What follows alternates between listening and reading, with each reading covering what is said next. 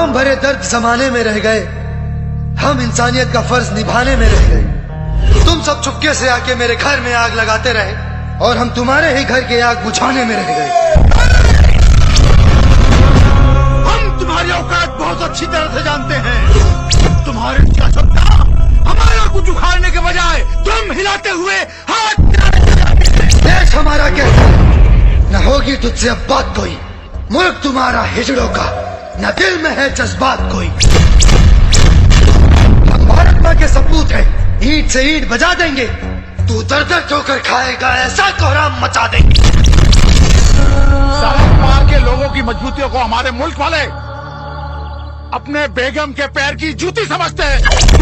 औकात नहीं तेरी कुछ भी, तू सर पे चढ़ जाता है।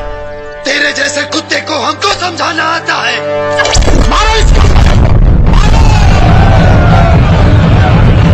रोक! रोक! रोक! रोक! रोक! रोक! सुधर जाए पाकिस्तान, वरना नक्शे से मिट जाएगा। हिंदुस्तान जिंदाबाद तेरा रोम रोम चिल्लाएगा। तेरी आने वाली पीढ़ी मेरे मुल्क के तलवे चाटेगी। मत उलझ हिंदुस्तानी से, तेरी मरी हुई माँ भी डांटेगी।